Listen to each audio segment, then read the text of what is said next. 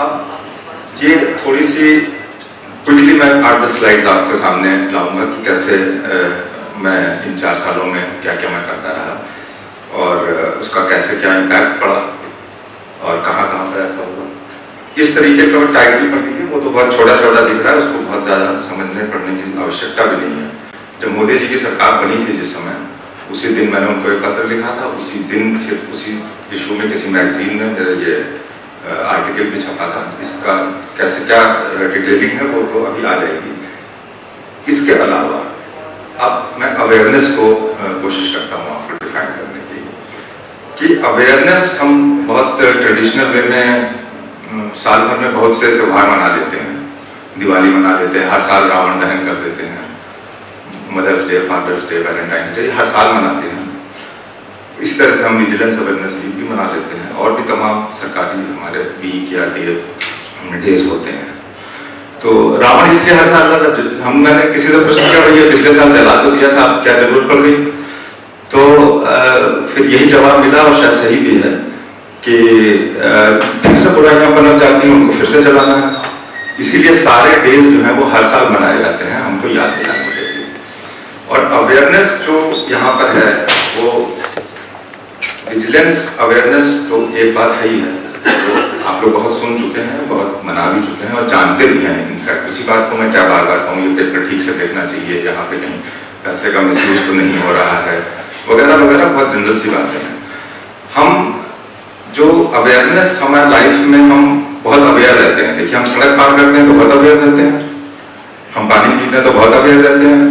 सतर्कता ही तो नाम है जीवन में कि हम सतर्क हैं हर चीज से। दवा खाते हैं तो सतर्क रहते हैं, बहुत जगह हम उन सब जगहों पर बहुत सतर्क रहते हैं जहां पर हमारी लाइफ इन्वॉल्व है, हमारी फैमिली इन्वॉल्व है, यहाँ जहां पर हम खुद इन्वॉल्व हैं।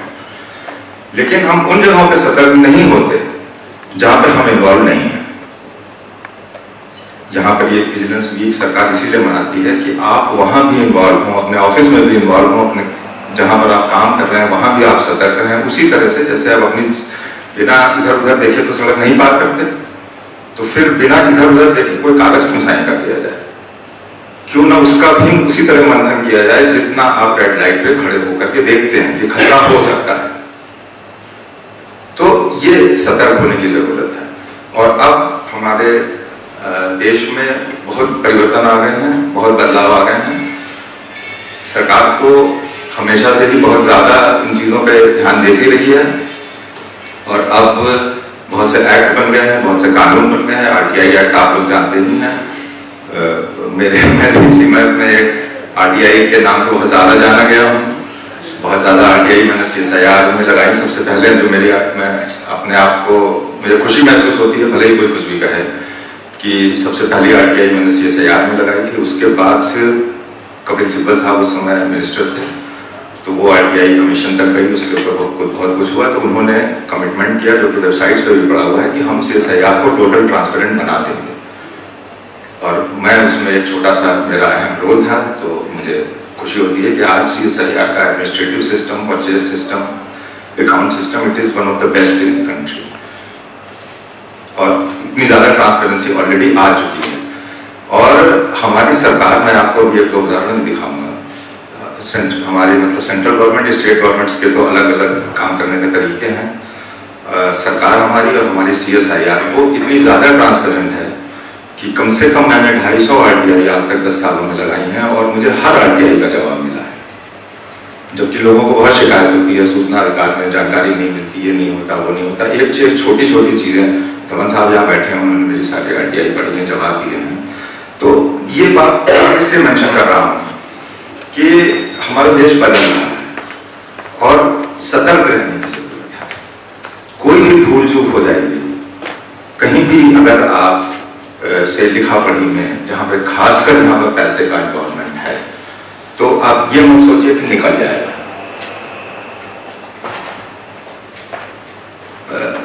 3-4 महीने से यहाँ पे आ रहा हूँ टीवी फिल्म वगैरह बनाने के लिए। मैंने वो शायद अगले सप्ताह में मेरा एक प्रोग्राम होगा, उसमें आप लोगों को पता लगेगा मैंने क्या किया। और डायरेक्टर साहब से भी बात हो रही है, सभी से चीजें चल रही हैं। 3-4 मतलब just on A lighter side कि 3-4 महीने से मैंने कोई आइडिया नहीं भेजी सिंगल में तो बहुत से लोग मुझे आता तो रहता ही हूँ हर हफ्ते या 5वें 7वें दिन की, तो कहते हैं कि वो भाई डॉक्टर साहब सेटिंग हो गई क्या?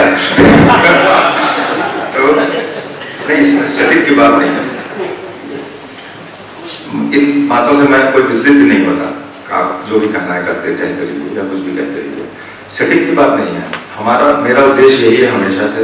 मैंने कम से कम 25 CSIR में RTI भेजी है। इट्स नॉट ओनली सिंगर, अभी मैं दूसरी चीजें भी बताऊंगा। तो ये इसमें सेटिंग की कोई बात नहीं है। अगर मेरी सेटिंग हो भी जाए तो ये मान कर मत चलिए कि कोई डॉक्टर अकेला अकेले नहीं है जिनकी नजर CMAP पे या CSIR पे है। बहुत से लोग हो सकते हैं। हम वैज्ञानिक होने के नाते, साइंटिफिक इंस्टीट्यूशन होने के नाते, पब्लिक को हमें इंटरेस्ट नहीं है। तो वो लोग कोई ऐसा उनको, क्योंकि हमारा घर है, मैं यहाँ पे रहा हूँ, CSIR में रहा हूँ, तो बहुत सी वजहें हो सकती हैं इस तरीके की चीजें करने की। कभी भी कोई भी कुछ भी पूछ सकता है, कभी भी कोई भी डॉक्यूमेंट दे सकता है, कुछ भी कर सकता है, आप उसको टाल नहीं पाएंगे। और CSIR ने और कम से कम मोदी जी ने, भारत सरकार ने तो ये बना ही दिया है कि हम तो जवाब देंगे ही। और जगह कोई दे रहा हो, टाल रहा हो, कुछ भी कर रहा हो, लेकिन जवाब मिल रहे हैं।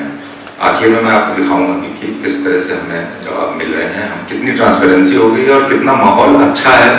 सिर्फ आपको ध्यान रखना है कि आपके हाथ से कोई काम, कोई चीज गलत ना हो जाए। अगर वो लिखित में हो जाएगी तो मेरे से सेटिंग हो जाएगी, कोई बात नहीं, लेकिन आप दुनिया भर से सेटिंग थोड़ी कर पाएंगे।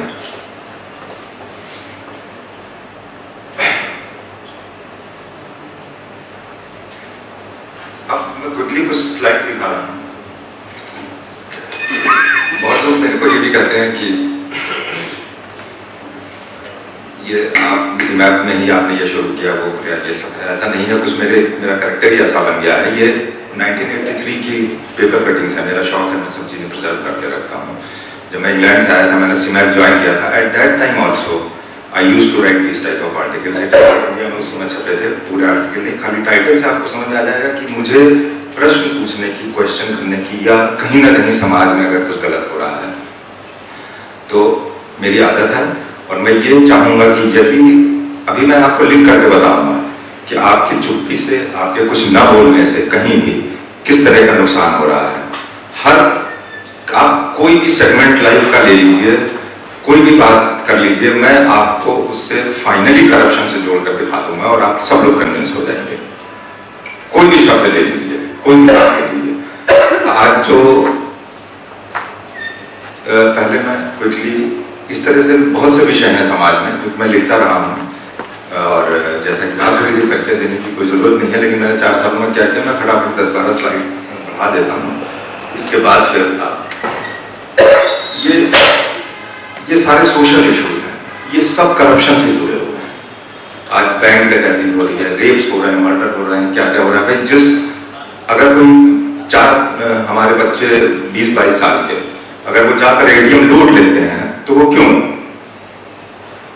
क्योंकि वहां पर उनके घर में सतर्कता नहीं है, क्योंकि उन्होंने क्रेडिट कार्ड लेकर के 50,000 की जगह 60,000 का, 70,000 का मोबाइल फोन खरीद लिया है। तो हमें वहां भी सतर्क होना है। हम पूरे समाज को सुधारना है। ऑफिस की बात तो अपनी जगह है, वहां तो आपको रहना ही रहना है जो कुछ भी है। तो इस तरीके के मैसेजेस मैं लिखता रहा हूं और देता रहा हूं पिछले 4 सालों में। ये सारे न्यूज़पेपर कटिंग्स हैं, ये सब इस तरीके की, आप जनता के सेवक हैं। This was just for the, फिर कहीं पे काम नहीं होता है तो कुछ भी चल, ये मतलब जस्ट इसमें हम समय ज़्यादा बर्बाद नहीं करेंगे। खाली आपको बताना चाहूँगा कि हमें अवेयर जब हम होंगे तभी आप ये बातें कह सकेंगे या लिख सकेंगे, तभी कुछ सुधार होगा। सारे विषय इसमें जो समाज में हमें परेशान करते हैं, जहाँ पे हम बड़ी पीड़ित होते हैं, हम अफेक्टेड होते हैं, इन सब के ऊपर ये हमारी आर्टिकल्स आ चुके हैं, लिख चुका हूँ इतने दिनों में। कहाँ हैं अच्छे लोग? बार बार बात होती है इलेक्शन में, ये पार्टी नहीं तो दूसरी आ जाएगी, कोई अच्छे लोग लाइए, वो अच्छे लोग हैं कहाँ? उसका पैरामीटर क्या है? खैर, नागरिक सर्विस, ये सब चीज़ें